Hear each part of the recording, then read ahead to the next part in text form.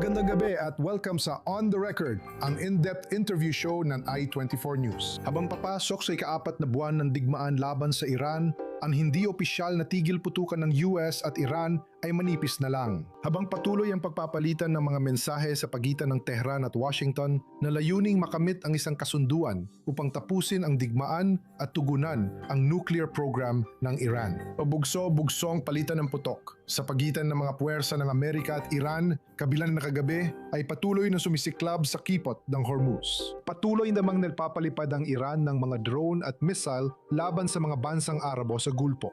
Ngayong linggo, naglunsad sila ng 12-12 ng ballistic missile sa Israel. Unang beses matapos mahigit 2 buwan bilang sagot sa pag-atake ng Israel sa Lebanon. Sa kabila ng tensyon, parehong sinasabi ni Pangulong Trump at mga opisyal ng Iran na malapit ng magkasundo. Sa totoo, matagal na nilang sinasabi yan mula pa Marso. At hanggat parehong pinaninindigan ng bawat panig ang kanilang mga limitasyon, mukhang hindi talaga magkakaroon ng kasunduan. Natatakot ang Israel na umatras si Trump sa ilang mahahalagang hinihingi tungkol sa nuclear program ng Iran para lang makipagkasundo. At mukhang lumalala ang relasyon niya kay punong ministro ng Israel na si Benjamin Netanyahu. Kaya para talakayin ang lahat ng ito, kasama ko ngayong gabi si Adi Rotem.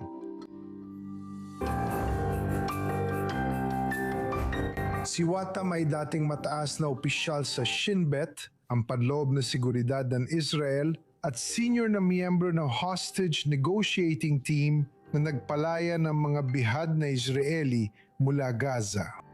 Si Watam ay kasalukuyang nagsisilbi bilang isang strategic advisor na dalubhasa sa negosasyon at pamamahala ng krisis at isa ring fellow sa International Institute for Counterterrorism sa Reichman University. Ginoong Watam, salamat po sa pagsama ngayong gabi. Maraming salamat din po sa pag-imbita sa akin dito. Marami sana akong tanong tungkol sa Gaza at Hamas. Pero kailangan muna nating pag-usapan ang mainit na paksa. Literal na, ito ay ang kasulukuyang negosasyon sa pagitan ng Estados Unidos at Iran. Ngayon, bilang isang batikang negosyador na nakaharap na sa ilan sa pinakamalulupit at pinakasinikal na terorista sa rehiyong ito, paano mo tinitingnan ang paraan ng Estados Unidos sa pakikipag-usap sa Iran? Nakabubuti ba o nakasasama sa posisyon ng Estados Unidos ang magkakaibang pahayag ni Trump? Sa tingin ko, alam mo, ang Estados Unidos ay may particular na paraan ng negosasyon. Sa panahon ni Trump, na tinatawag kong Trump, alam mo, ginagamit niya ang sarili niyang paraan na pinaghalo ang kawalang katiyakan, kalabuan at syempre umaasa sa lakas ng Estados Unidos. Bilang pinakamalakas na kapangyarihan sa ating bansa, sa ating mundo, at ang pinakamakapangyarihang hukbo. At saka, handa rin siya. At nakita natin ito sa panahon ng digmaan na handa siyang hayaan ng hukbo na gawin ang gusto niya laban sa Iran, makipag-alyansa sa Israel at iba pa na hindi ginawa ng mga dating presidente. Kaya sa bagay na ito, ginagamit niya ang kanyang kalamangan at ipinapakita niya ang kanyang kakayahan. Kasabay nito, ang teknik ni Trump, alam mo, pagdating sa negosasyon, maaring gamitin minsan para sa kanluraning mundo. Dahil nakita natin ito, alam mo, sa negosasyon ng taripa na hinawakan niya, pati na rin sa Greenland kung gusto mong isama yon. Madalas gumagana ang usaping kanluranin dahil sa pananaw nila, iba kasi ang paraan natin sa negosasyon. Tinitingnan natin ang mga orasan, sinusukat natin ang progreso, tinitingnan natin ang mga deadline, at iba pa, at iba pa, at iba pa. Kaya ginagamit natin ito sa isang napakaitim at tuti na paraan. Nanalo ba tayo o natalo sa labanan? Kapag kaharap mo ang isang katunggali tulad ng Iran, ang kanilang kalamangan ay oras. Kaya kailangan mong lubos na maunawaan kung anong papasukin mo sa negosasyon. At kailangan mong maging handa bago ka pa man pumunta sa mismong labanan. Alam mo, tulad ng ginagawa natin halimbawa ang mga war games, iniisip natin kung anong mangyayari pagkatapos at pagkatapos ng pagkatapos. Ganito rin dapat ang paghahanda mo sa isang negosasyon. At sa tingin ko, ito ay isang pagkakamali sa pag-unawa kung ano ang Iran, kung ano ang Islamikong paglaban. Mga paraan na binibigyang diin ng pasensya, pagtitiis, matatag na paninindigan at pagpapahina sa kalaban. Ito ang parehong Iran na nakipagdigmaan ng 8 taon laban sa Iraq noong dekada 80 noong nakaraang siglo. Mahalagang maintindihan kung sino ang kaharap mo para tama mong makalkula ang mga hakbang sa negosasyon. Ibig sabihin, pumasok si Trump sa digmaang ito nang hindi handa.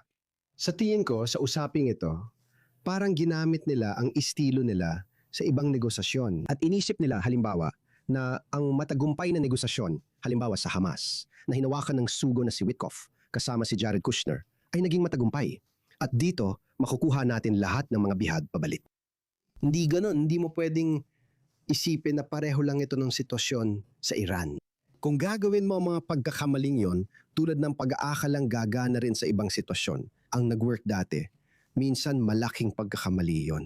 Sa palagay ko, ito ang dahilan kung bakit araw-araw may bagong nangyayari. Kahapon parang may kapayapaan, ngayon naman parang World War III na agad. Sa tingin ko, ito ang dapat nating maintindihan. Naghihintay lang ang Iran.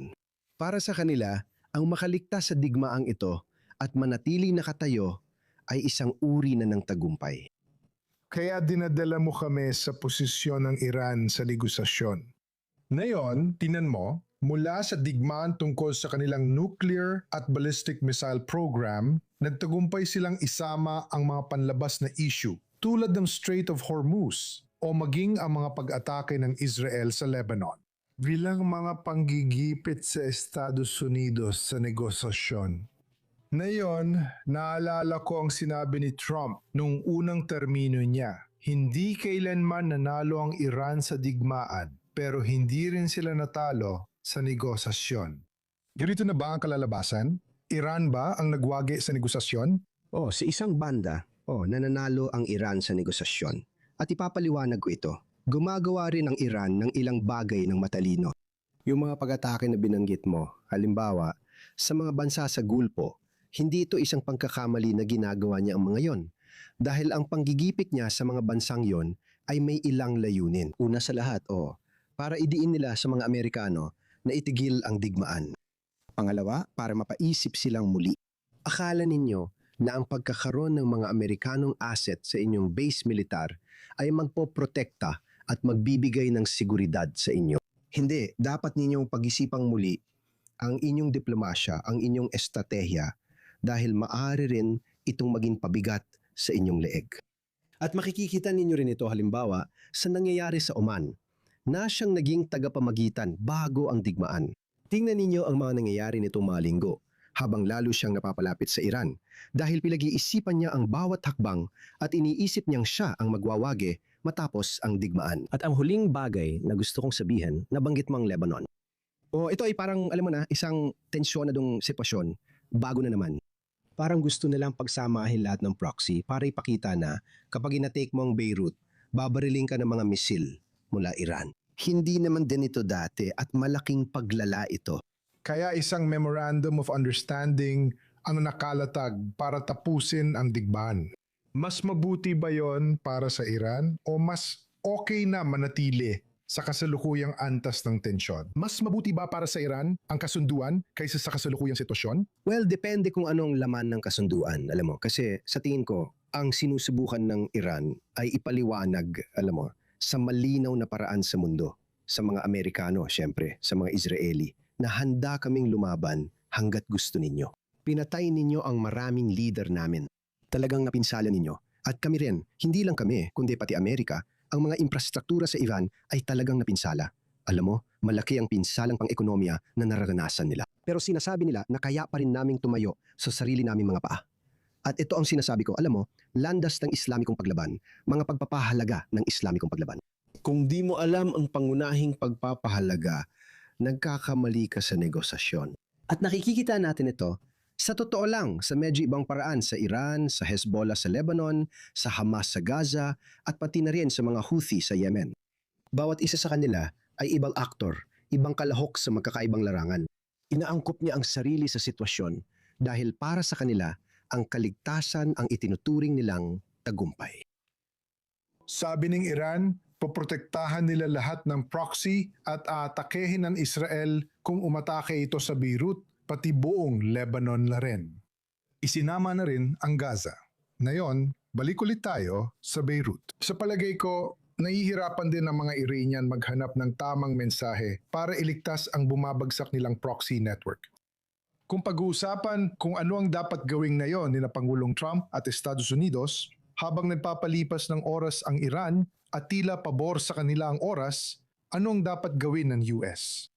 Sa tingin ko, dalawang bagay. Una, kailangan mong sirain ang bagong equation ng pananakot na sinusubukan ng mga Iranian gaya ng sa Lebanon. Kapag sinabi nilang atakihin namin kayo, kung lusubin niyo ang Beirut, dapat sagutin ng pambobomba. Pasensya na, minsan ito lang ang solusyon.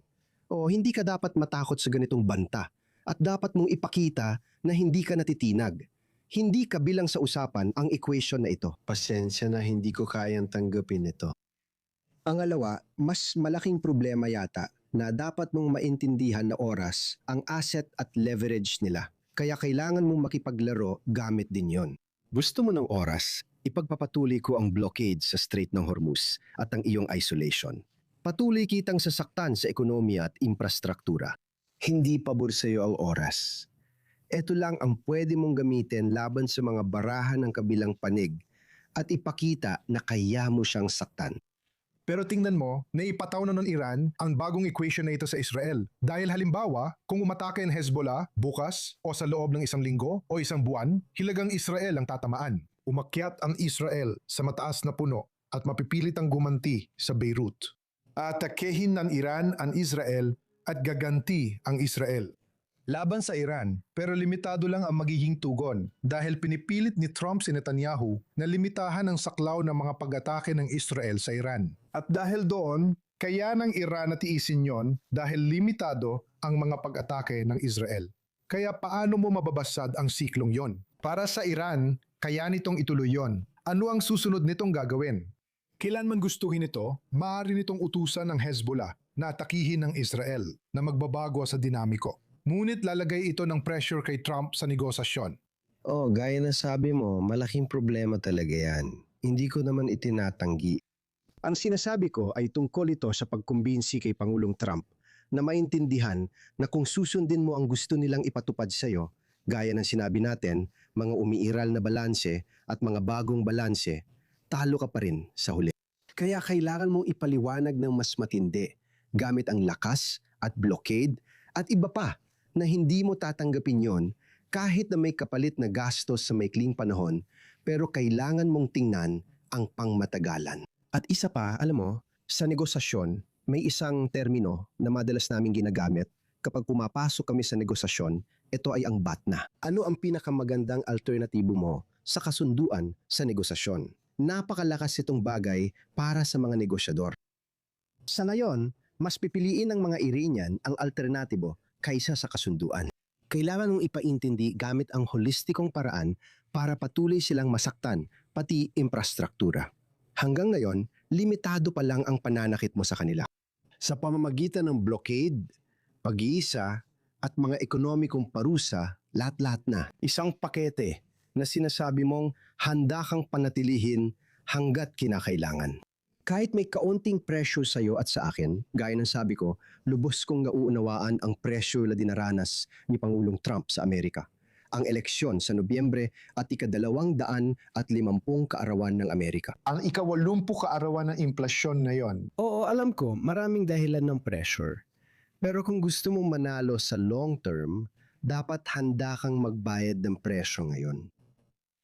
Naintindihan ko na nakikinabang ang Iran sa ngayon. Dapat nating tiyakin na hindi pa sila mas lalo pang makinabang sa kasunduan. Gusto ko naman pag-usapan ng Gaza dahil isa ito sa mga pangunahing dahilan na iyong pagpunta dito. Ngayong araw ay 8 buwan na simula nang ipatupad ang tigil putukan mula nang ito ay naging epektibo. Nakalaya na ang lahat ng bihag. Nasa Gaza pa rin ang puwersa ng Israel, ngunit ayaw pa rin mag-disarma ng Hamas habang tuloy ang usapan sa Cairo. Kaya saan mo nakikita na patutungo ang mga pangyayari dito kaugnay ng Gaza Strip? Sa ngayon, palagay ko talagang parang nasa isang deadlock tayo. Si Nikolai Mladenov, CEO ng Board of Peace, ay nakipag-usap sa Hamas sa tulong ng mga tagapamagitan. Kung makakatulong ito, hindi ako sigurado. Paulit-ulit niya itong ginawa, pati ngayong linggo sa Cairo. Walang nangyari dahil sa paningin ng Hamas, hindi sila handang isuko ang kanilang mga armas. Ito lang ang tanging paraan nila para mabuhay. Alam mo, gaya ng sinabi ni Max Weber noong nakaraang siglo, ang monopolyo sa karahasan. Kung wala kang hawak na armas, hindi mo makukontrol ang nangyayari sa Gaza. Gayang dati, ang Islamic Resistance Organization, ulit-ulit lang, alam mo na, konektado lahat ng punto. Ang paraan lang para mabuhay sila ay ang patuloy na paghawak ng armas at pagkontrol sa Gaza. Kung tatanggapin nila ang disarma at dekomisyon, ibig sabihin, hindi mapapatuloy ang Hamas. Nagpapalipas ng oras ang Hamas dahil ayon sa kanila, hindi nila alam ang dala ng bukas. Baka bukas ay mas maganda kaysa ngayon. Tinitingnan nila ang hilaga ang nangyayari sa Lebanon. Noong 2025, ginawa ng Israel ang gusto niya roon. Ibang laro na ngayon dahil sa tensyon sa hilaga. Kaya ganun ang takbo ng isip nila. Diyos lang ang may alam sa bukas. Baka gumanda pa. May Hezbollah at mga Iranian sila, pero hindi tumutugon ang Hamas o Iran sa mga pag-atake sa Gaza Strip. Sumasang-ayon ako na kapag nagbago yon, magbabago ang lahat. Pero ang sinasabi mo, at sang-ayon ako sa ideya na parang imposibleng isuko ng Hamas ang huli nilang natitirang ang kanilang mga armas at pumayag na magdisarma. Pero nung simula o nung panahon ng digmaan, parang imposibleng maisip na papayag ang Hamas na palayain ang mga bihag, pero nangyari pa rin. Kaya may pag-asa pa ba para sa pagdisarma kahit na alam mo na may mga naiintindihang pag-aalala at pesimismo na siyang gumagabay sa kasalukuyang direksyon? Sa tingin ko, ang tanging paraan ay yung tinatawag kong pagyanig sa kapareha. Bumabalik talaga ako sa kapareha at alternatibo. Dahil kung babalikan natin ng kaunti, para bigyan diin ang dalawang posisyon na yon, Israel at Hamas, para sa bawat isa sa kanila, tingnan ang kanilang kapareha, ang kanilang alternatibo. Sabi niya mas kaakit-akit yon kaysa gumawa ng kasunduan dahil madali lang ito para sa Israel. Gusto kong siguraduhin na mauuna ang pagdisarma, decommission at pagbuwag sa kakayahan ng Hamas bago pag-usapan ang rekonstruksyon. Ang Hamas, tulad na sabi ko, kabaliktaran nito, inaamin nilang umaasa sila sa armas.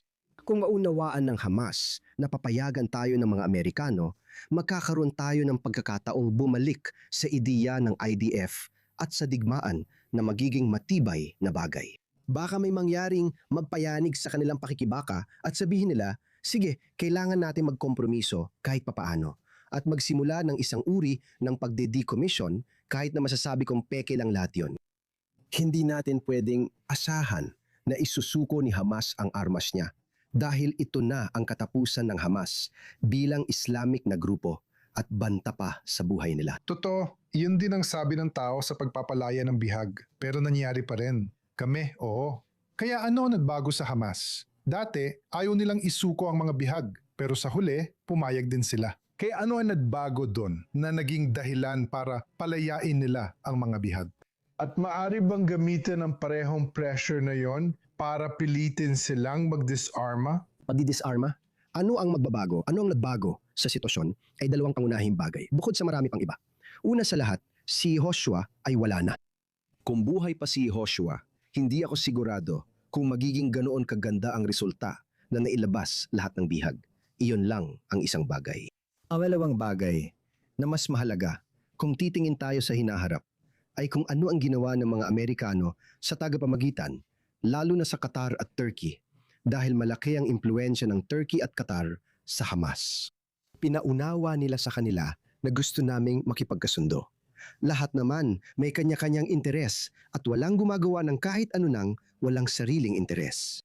Nang maunawaan ng mga tagapamagitan ang kanilang interes, nag-iba ang usapan. Lalo na nang wala na si Yasser Arafat at lalo na pagkatapos mapatay si Mohammed Sinwar at naiwan na lang kami kay Al-Zaytun Haddad na hindi naman ganoon kalaking leader, mas naging madali para makuha ang kasunduang ito sa mga ganong kalagayan. Kaya sanayon ako sa iyo na ang susi para mapilit ang Hamas ay nasa Doha at Ankara.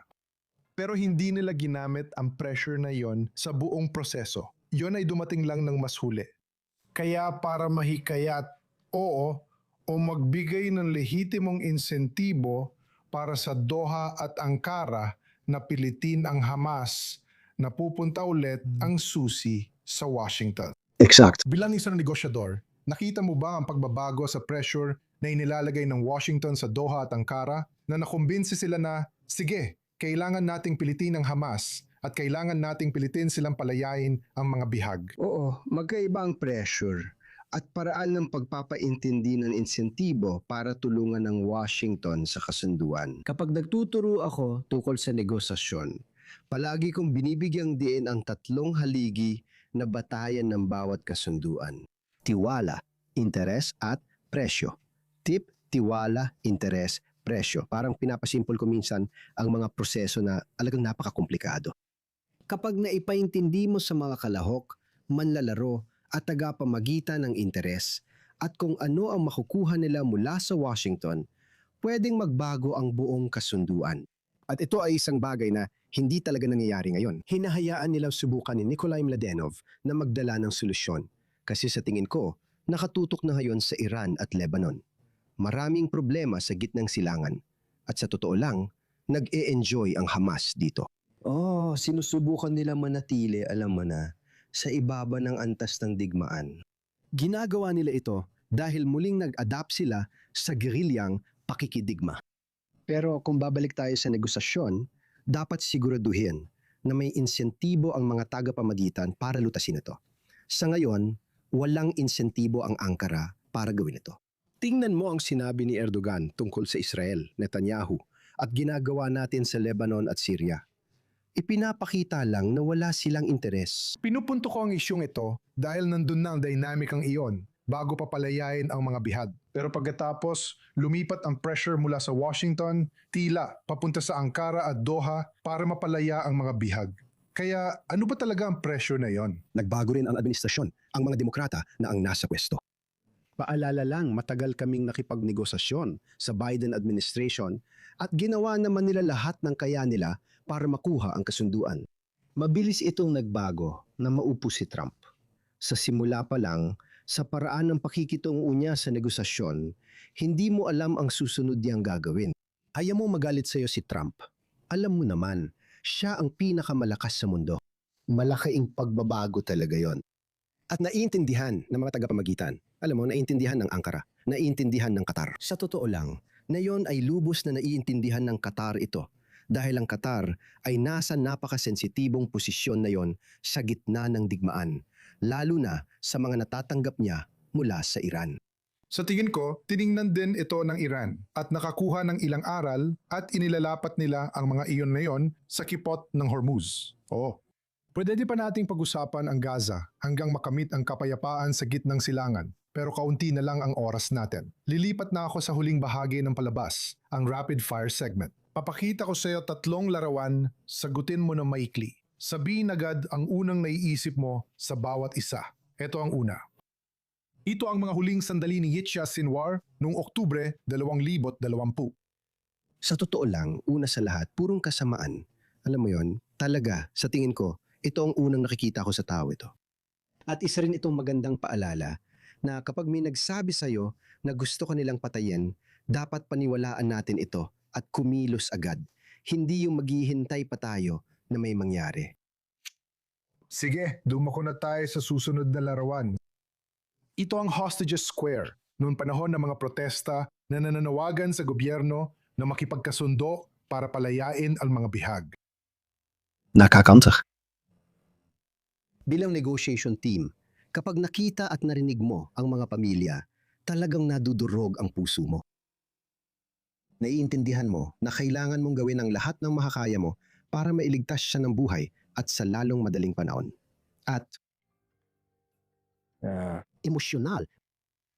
Ngayon, nung inakusahan ng mga politiko ng Israel ang mga nagpoprotesta na pinahihina nila ang posisyon ng Israel sa negosasyon, ikaw mismo ang nakaupo sa mesa ng negosasyon.